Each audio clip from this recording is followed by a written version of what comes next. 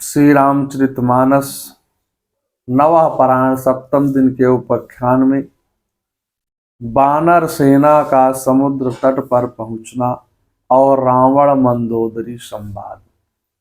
श्री शंकर भगवान कहते हैं, हे उमा, जिसने श्री राम का स्वभाव जान लिया है उसे भजन के अलावा कुछ भी नहीं सुहाता है, अच्छा नहीं लगता है।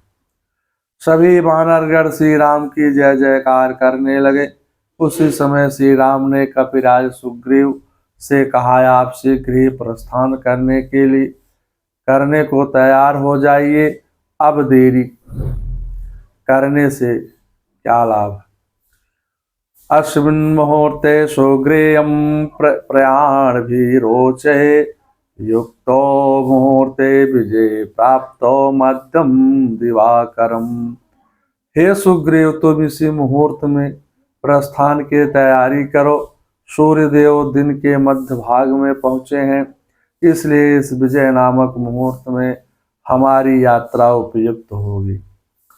सीता हत्वं तो यत्तद यातु काशो यस्यास जीविता, सीता श्रुत्याभिमान अभियानम में आशा में सति जीविते। जीववितान्ते अमृतम स्पृष्ट स्वापि त्वमृतम वातुरः। रावण सीता को हर ले जाए, किंतु वह जीवित बचकर कहाँ जाएगा। सिद्ध आदि के मुंह से लंका पर मेरी चढ़ाई का समाचार सुन करके सीता जी को अपने जीवन की आशा बढ़ जाएगी। ठीक उसी तरह जैसे जीवन का अंत उपस्थित होने पर यदि रोगी अमृत तत्व के साधन भूत दिव्य औषधि का स्पर्श कर ले, अमृतो उपम द्रव्य भूत औषधि को पी ले, तो उसे जीने की आशा हो जाती है। वाल्मीकि रामायण का सर्ग 4:3-4 से।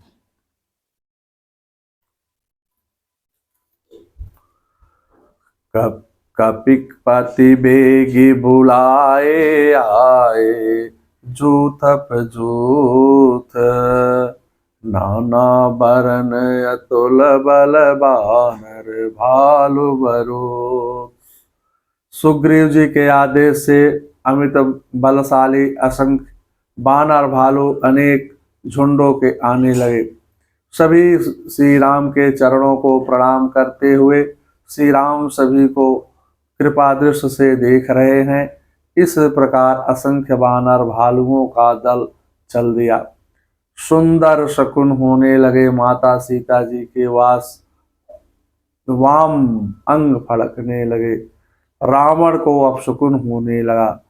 किलकार मार कर की से कटक सागर के तट जाता था, आकाश धोल धो सरत धुआ दिन कर न दृष्टि में आता था।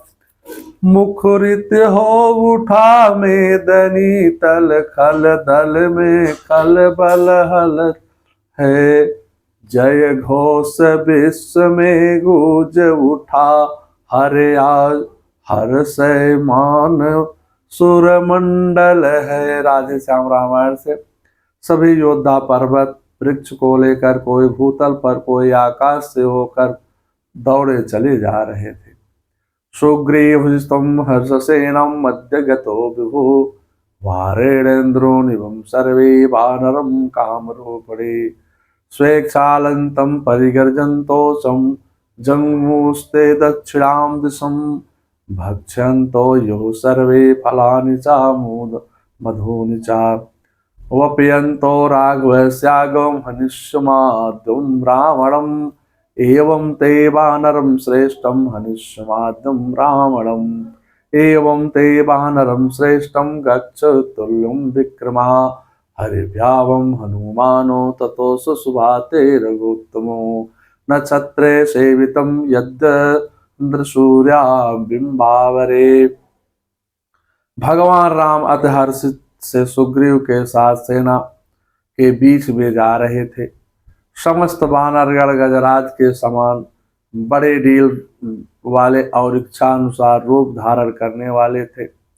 वह सब बड़े वेग से उछलते कूदते गरजते और फल तथा मद फल खाते दक्षिण दिशा को चले। इस प्रकार से अतुल पराक्रमी वानर श्रेष्ठ श्री रघुनाथ जी के सामने हम आज ही रावण को मार डालेंगे, ऐसा कहते हुए जा रहे थे। हनुमान और अंगद के कंधों पर जाते हुए वह दोनों रघुश्रेष्ठ ऐसे शोभायमान हो रहे थे मानो आकाश मंडल में नक्षत्रों से सुवेशित सूर्य और चंद्रमा हो। अध्यात्म रामायण युद्ध कांड का सर्ग 1:34-37 से। बानर भालुओं के सिंहनाद से दिक्पाल भी थर थर कांप रहे थे। करही दिग्गज डोल मही गिरिलोल सागर खर भरे, मन हरस सब गंधर्व सुर मुनि नाग किन्नर दुख टरे। कट कटहि मर कट बिकट भट बहु कोटि कोटि न धावही, जय राम प्रबल प्रताप कौशल नाथ गुण गण गावही। दिशाओं में हाथी चिघाड़ने वो लगे, पृथ्वी डोलने लगी, पर्वत चंचल हो गए माने कांपने लगे और समुद्र खलबला उठे। गंधर्व देवता मुनि नाग किन्नर सब के सब मन में हर्षित हुए कि अब हमारे दुख टल गए हैं। अनेकों करोड़ों भयानक बानर योद्धा कटकटा रहे हैं और करोड़ों ही दौड़ रहे हैं। प्रबल प्रताप कौशलानाथ श्री रामचंद्र जी की जय हो, ऐसा पुकारते हुए वह उनके गुण समूह को गा रहे हैं। यही विधि जाई कृपा निधि उतरे सागर तीर, यही विधि जाई कृपा निधि उतरे सागर तीर, जह तह लगे खान फल भालु विपल कपवीर। इस प्रकार से रघुनाथ जी समुद्र के किनारे सेना के साथ उतरे गए और वहीं अर्थात वहां पर रुक गए। बानर भालू जहां तहां फल खाने लगे, समुद्र के किनारे छावनी डाल दिया। वहां निशाचर रही सशंका, जब ते जारी गयों कपिलंका, निज निज गृह सब करहि विचारा, नहीं निश्चर कुल केर उबारा। लंका में जब हनुमान जी ने मार काट की थी और जला दिया था, उसी समय से सभी सोचते हैं कि अब राक्षस कुल का नाश हो जाएगा। अपने नगरवासियों को पीड़ा सुन करके मंदोदरी रावण से हाथ जोड़ करके कहने लगी, कंत करस हरि सन परिहरहूं, मोर कहायति हित ही धरहूं। हे स्वामी श्री हरि ने से विरोध त्याग दीजिए, मेरी बात को ध्यान से सुनकर धारण कीजिए। आप उनके दूत के कारनामे देख ही चुके हैं, उनकी याद आते ही राक्षसियों के गर्भ गिर जाते हैं। तासु नारी निज सचिव बोलाई, पठऊं कंत जो चाहूं भलाई।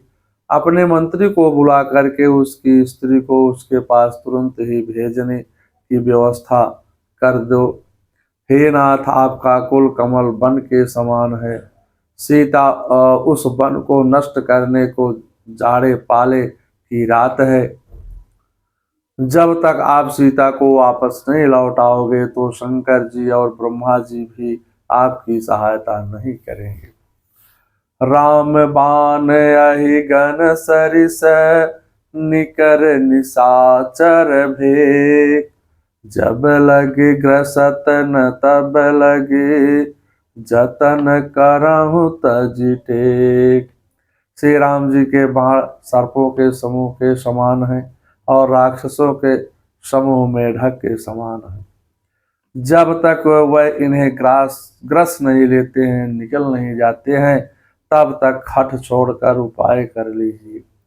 मंदोदरी की वाणी को सुनकर के संसार प्रसिद्ध अभिमानी रावण हंसने लगा, कहने लगा, स्त्रियों का स्वभाव सचमुच ही डरपोक होता है, मंगल में भी भयभीत होती हैं। हे मंदोदरी, तुम्हारा मन बहुत ही कमजोर है। यदि मरकटों बंदरों की सेना आती है तो हम राक्षसों का भोजन है, राक्षसों का भोजन हो जाएगा। जिसके भय से लोकपाल भी कांपते हैं, उसकी स्त्री भयभीत हो रही है। यह बड़ी हंसी की बात है। अस कहि बिहसी ताहि उर लाई, चलऊ सभा ममता अधिकाई। मंदोदरी हृदय करि चिंता, भयहु कंत विधि विपरीता। रावण मंदोदरी को हृदय से लगा करके समझा करके राज दरबार को चला गया। मंदोदरी सोच रही है कि पतिदेव रावण पर विधाता प्रतिकूल हो गए हैं। ओम मंगलम भगवान विष्णु मंगलम गरुड़ाध्वजा मंगलम पुंडरीकाक्षाय मंगलाय तनोहरे। सर्वमंगल मांगल्ये शिवे सर्वार्थ साधिके, शरण्ये त्र्यंबके गौरी नारायणे नमस्तुते।